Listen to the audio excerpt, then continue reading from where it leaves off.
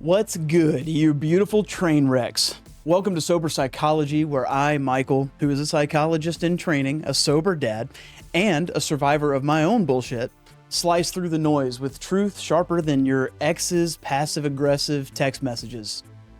That's where we're at today. We're starting with that. Today, we're talking about accountability. Yeah, it's that thing that you dodge like it's a bill or your mom asking why you're still unemployed. But let's just cut to the crap. Most of you are allergic to owning your own shit. You're out here blaming your boss, your childhood, or Mercury retrograde for why your life is a dumpster fire. And here's the newsflash. The only thing holding you back is you staring in the mirror, pretending that you're the victim of some cosmic prank. This episode is gonna hurt. It's gonna hurt real good, I promise. I'm diving into why you suck at accountability, what science says about owning your actions, and how to stop being a human excuse factory. Stick around because I'm not here to pat your head. I'm not here to pat you on the back. I'm here to kick your ass into gear. That's what we do. By the end, you'll know why dodging accountability keeps you stuck, how to face your screw-ups like a grown-ass adult, and why blaming everyone else is just you fueling your own misery. So let's get into it. Welcome to the show where we break down the mental health stigma, navigate sobriety with humor, and prove that it's okay to laugh while you heal. Let's get real, let's get honest, and maybe a little weird. Growth is messy, but you don't have to do it alone. This is Sober Psychology.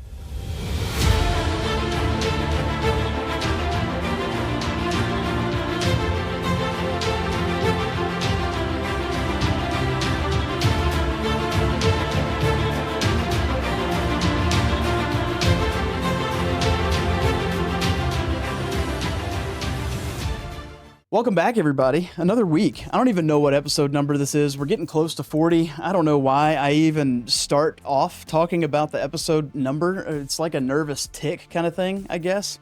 But anyways, all of you are killing it on YouTube. All of you who have liked and shared and commented, and man, it's just growing. We just hit 500 subscribers last week, and already we're halfway to 600. So, I mean, this is great. I appreciate you a lot. But caveat, we still have a lot of people who watch the content who are not subscribed. I want to go ahead and tell you something. Subscribing is free, and I can give you the whole jargon about, why you should subscribe and yada, yada, yada. Here's the deal. I want to provide help. I want to continue to help people, and I want it to be accessible to everybody, okay? I don't want to get stuck in this whole mentality and routine that, hey, I'm going into being a therapist, so you have to pay me. Of course, I'm putting food on the table, but this channel is to help you. It's to be able to help you out in whatever way, but it also helps me by helping you. Help me help you. That's just the interesting, selfish, paradoxical reality of recovery, which we've talked about a lot. So if you wouldn't mind, smash that subscribe, hit it, join the army, whatever army that is. I don't even know. We don't even have an army. We don't have a name for ourselves. The Sober Bandits? That's awful. We're going to stop. We're going to keep going on. I'm going off script here, but I would appreciate it if you guys would like the video, would subscribe, would share it with anybody who may need to hear it, and let this YouTube train continue to grow like it is. Much appreciated. But anyways, let's go ahead and get into part one. This is going to be why you suck at accountability. And as per usual, I'm going to hit you hard. I'm just going to keep punching you in the teeth. And then there's going to be a little bit of comforting towards the end, right? And also, this is, since we're on the long form video here, and those of you want to, watch, I'm getting a lot of negative comments week in and week out about how my short form videos are AI generated. And one guy specifically said it's because my lips are fake. I can't help it. I don't know what to do. Automatopoeia? How now, brown cow? Unique New York? I don't know what you need. I don't know what you need from me. You want to come over here? I can get closer. These are my lips. They are not AI generated. This is my hand to prove it. I don't know how to prove to you that I'm not AI. That was my feeble attempt. And now that I've wasted a good 10 minutes of your time going off script, I guess we'll just get back on script. I don't know, whatever. But let's just start with the hard truth. You are not accountable because it's easier to play the victim. And we have an episode on victimization and all that kind of stuff, but it's a lot easier to play the victim. Whining feels good. It's like a warm blanket of BS that you wrap around yourself to avoid the cold reality of your choices. Write that down, because that's a keeper.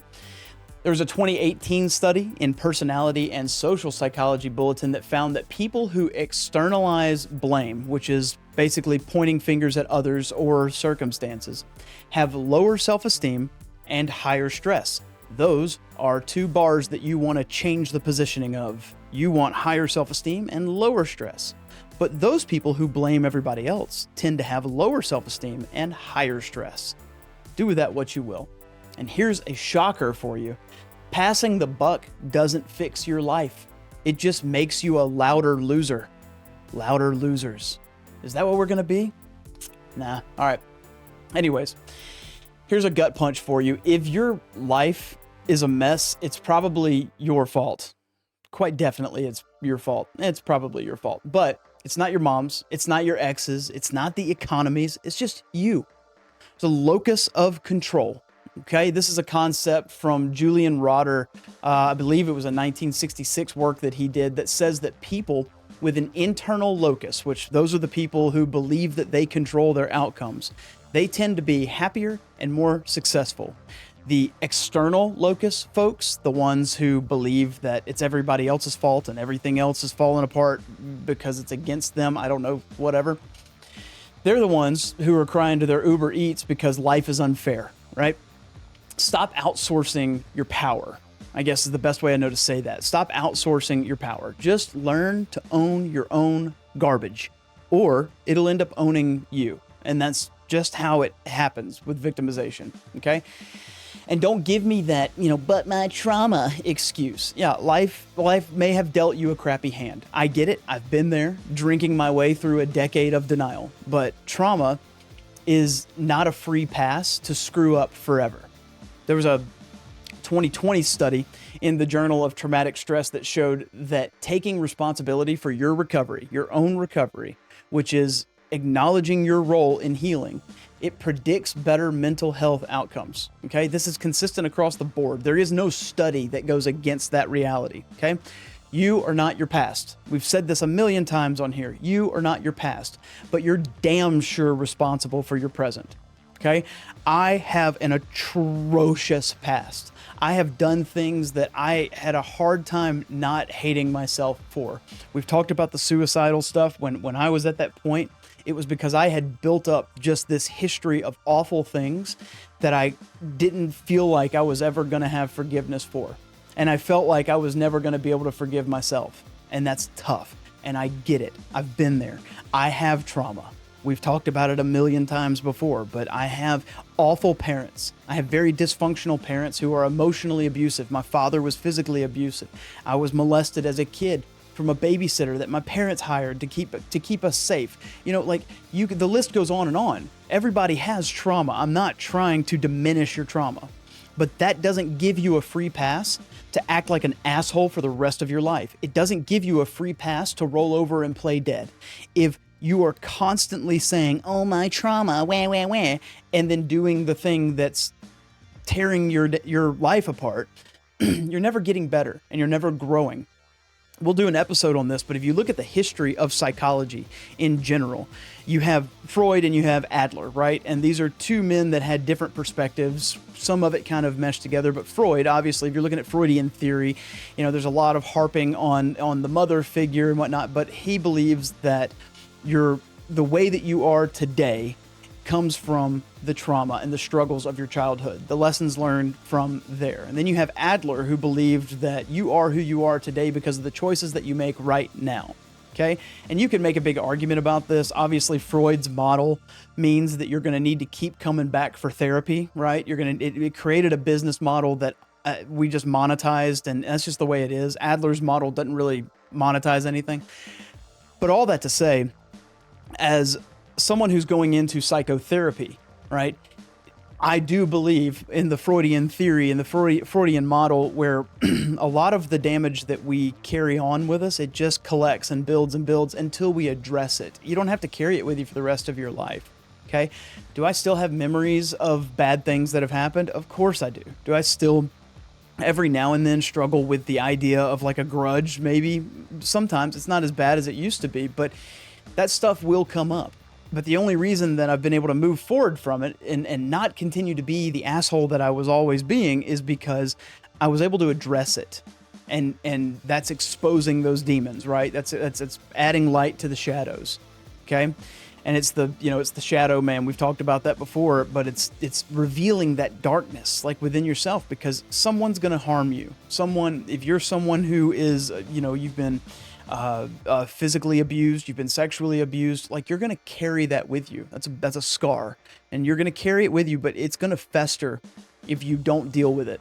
Okay? So all I'm saying is I'm not trying to diminish anyone's trauma. I'm saying that your trauma is not an excuse to continue to be an asshole that lacks accountability.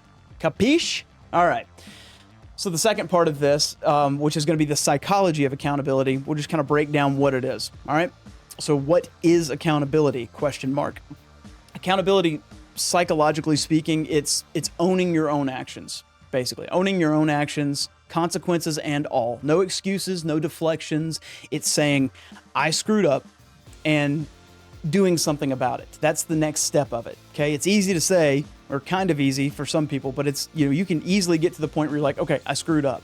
The next step to that is doing something about it, right? According to self-determination theory, I don't even remember the origins of that, but there's self-determination theory where accountability ties to autonomy, right? One of our core psychological needs is autonomy. Okay, and so accountability ties directly to that. When you take responsibility, you basically reclaim control. Okay, when you begin to dodge it and avoid it, you're just a puppet to your own cowardice. That's all you're doing. And it may seem easier at the beginning, but it gets 10 times more difficult at the end when you're constantly avoiding all of this accountability, right? So if you want to feel like a badass, stop lying to yourself. Radical honesty, which was popularized by the nutcase Brad Blanton. This means facing your screw-ups head on, right? You forgot your kid's recital. Don't blame work for that. Admit that you suck at time management and then fix it, okay? You cheated on your diet. Like, don't cry about stress eating. Own it and then hit the gym, all right? Honesty is not punishment. It's absolute freedom. Okay, you can make excuses for the rest of your life, and you could play the victim forever, and you could continue to lack accountability, and you're going to find yourself spiraling down. It only gets worse. Okay, it only gets worse, right? Accountability, it also begins to build trust, right? There was a 2019 study in the organizational behavior and human decision processes.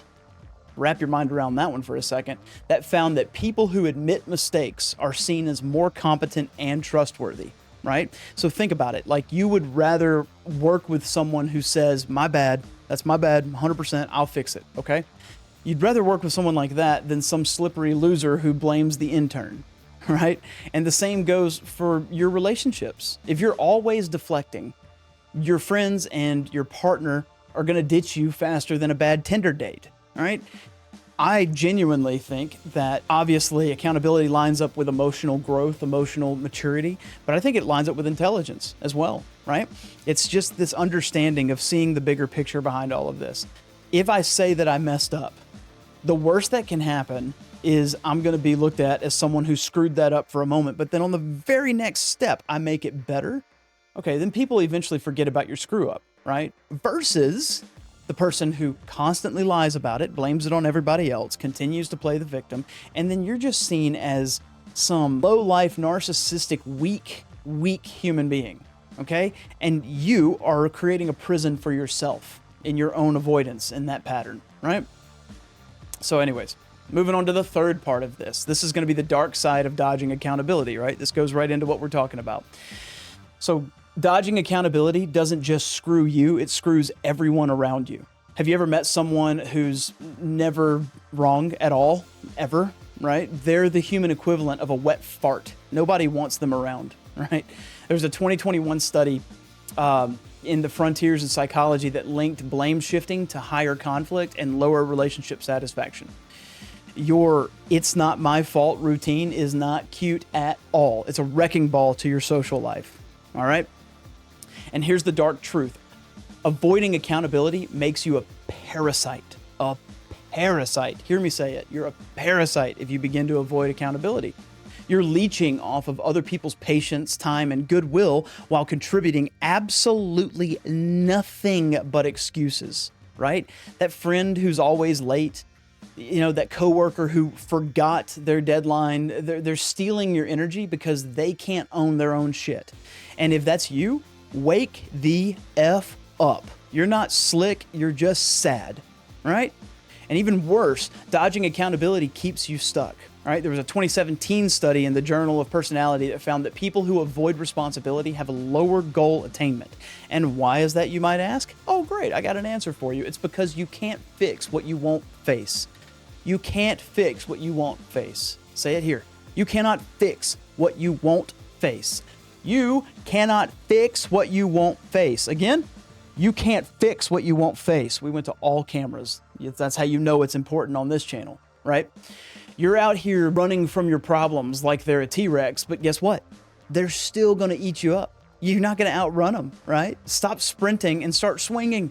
Bow up. Buckle down, bow up, dig your heels in and say, all right, I'm just going to face this. I'm going to get it over with. Take one on the chin if I have to, but I'm done with it after that, okay? Or you can keep running and avoiding and pretending that you're not accountable for any of it, and then it just gets worse, and it tears everything down around you, including the people who are close to you. Nobody wants to be around that. All right, moving on to part 4, how to be accountable without losing your mind. Okay, enough dragging you through the muck, right? Here's how to get your shit together. Step 1, admit that you screwed up. It sounds simple, but most of you would rather gargle broken glass, right? There's a 2022 study in the Journal of Applied Psychology that showed that self-compassion, which is basically just being kind to yourself while owning your mistakes, makes accountability easier. You got to say, I screwed this up, but I'm not a total failure, and then move on. All right? And here's a pro tip for you. Apologize like you mean it. None of that, like, I'm sorry you felt that way bullshit. I do that all the time. I'm real bad about that. That's just blame in a wig is all that is. So you can try something like, I messed up and here's how I'll make it right. Okay? That's called an amends, right? It's different than an apology. An amends, there's going to be action behind it. Okay? There's a 2018 study in negotiation and conflict management research that found that specific action-focused apologies, which those are the amends, they begin to rebuild trust faster. You don't just say sorry, you do better, right? Sorry is the intent to not fail again, I guess. And then amends is saying, I screwed this up and I'm going to make it right. I'm going to clean up my side of the street, all right? Step 2, set very clear goals, okay? Vague promises like, I'll be better, are as useful as a paper towel in a hurricane, right? You got zingers going on today. You can, one of the things that I've recently brought back up in one of my classes that I'm taking, but you could use SMART goals. SMART as the acronym, right? Specific, measurable, achievable, relevant, time-bound. Specific, measurable, achievable, relevant, and time-bound, right? That's the SMART goal system, right? You want to stop flaking, commit to texting back within an hour for a solid week, okay? There's a 2019 study in Psychology Bulletin that showed that goal setting can boost accountability and progress. You get the double whammy there, right? So you people that constantly avoid things, you people that don't, hold yourself accountable, don't let others hold you accountable, right? Like pick something that you know that you avoid. Pick something that you know that you tend to shrug off. And just do it for a week. Just stick to it. If you're a chronic avoider with text messaging or getting back at somebody, do it for a week. When they call and you can't answer, they text, you can't answer, like go right into it, right? Within an hour of them doing it, okay? Be very intentional about it. And step 3, final step here, get called out. I can't stress this one enough, honestly. Get called out. Find someone, whether it be a friend, a therapist, hell, even your mom, if it needs to be, who's going to hold you to your word. There's a 2020 study in behavior research and therapy that found that external accountability, like check-ins with a coach, whatnot, that's going to increase follow-through, right? Just don't pick someone who's going to baby you. Don't pick someone who's going to co-sign your bullshit. You need a truth teller. You need a truth teller, not a cheerleader. And we've talked about this a ton. You need to start surrounding yourself with people who love you enough to tell you the truth. Okay? Just because someone tells you the hard truth does not mean they're being malicious. It doesn't mean that they're trying to hurt your feelings. Someone who actually cares about you is going to tell you the truth because they know that the alternative to that is you continuing to act in a negative way that's going to be harmful to you and other people around you. Someone who loves you is going to say, hey, look, I'm just going to grab you by the collar here and tell you that you need to stop screwing up. You need to stop acting like this. That's high accountability. And you need to surround yourself with people like that. I do this with like when I'm making, new friends and beginning to build a relationship with people. I'm very honest up front, and I'm pretty much open the floodgates there. And I'm like, you could pretty much tell me anything, and it's not going to hurt my feelings. But when I'm screwing up, I need you to tell me. And part of that is not only for me as a recovered alcoholic, but it's also for my wife, my family, the people who are close to me. Because if I start going off the rails, they need to know like what to do, who to talk to, where to go, because they can't talk to me. I'm just going to be out of my mind, right? So having people that'll hold you highly accountable, which means that you have to be very honest with them, right? You can't, I talk about this all the time when it comes to therapy, right? Like a therapist is there to give you the tools to help you navigate or continue to work on what you're working on, right? Sometimes we don't always have the tools, and we need to go to someone who is better equipped from that stance.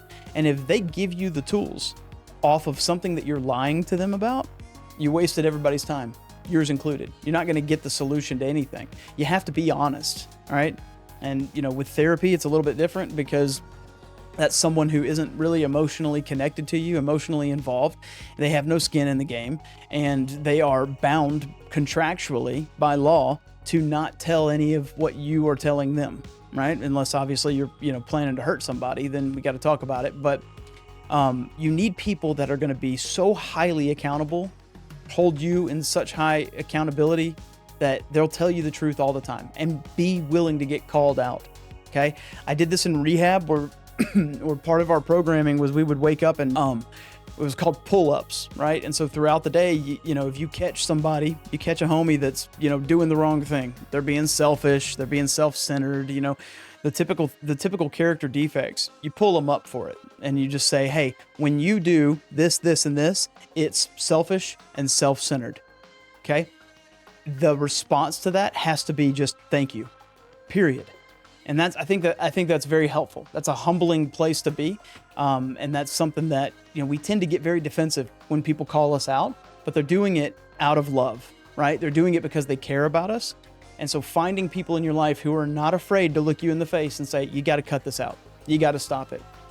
I've got friends in my life. I don't know them that well, as far as like, I haven't had a 10-year friendship with them, but I know them well enough to where if we're out hanging out and I see them, making out with a random girl and I know that they're married, I'm going to call you out for it. I'm going to get all up in your grill for that one. Like, we're going to have a hard conversation, but I'm not doing it because I hate you. I'm not doing it because I'm trying to hurt you. And I'm not trying to break you down. I'm doing it because I love you and I care about you. And I know that you don't want to have your life ruined because you made a stupid decision, right? You need to get your head right. And I'm going to call you out for it. And that's the kind of friends that I have in my life as well. They're going to call me out when I'm acting a fool. Okay? Period. So this is kind of a little short episode, but we're wrapping it up, I promise. So just look, accountability is not easy, right? It's not gonna get you likes on Instagram or high fives from your yoga teacher. Does anybody have a yoga teacher? Okay, whatever. But it's the only way to stop living like a hamster on a wheel, right? Running absolutely nowhere constantly, blaming everyone else, right? Owning your shit is like sobriety. It sucks at first, but it's the only path to a life that doesn't make you want to scream into a pillow, right? You deserve to feel in control, not like not like life's a punching bag, right? So take a hard look at where you're dodging.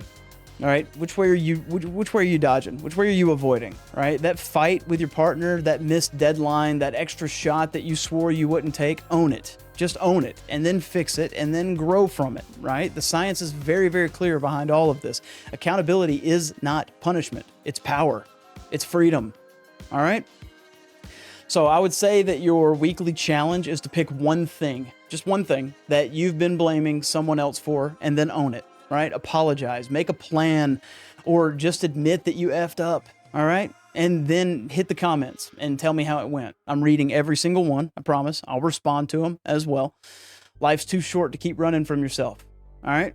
Life is too short to keep running from yourself.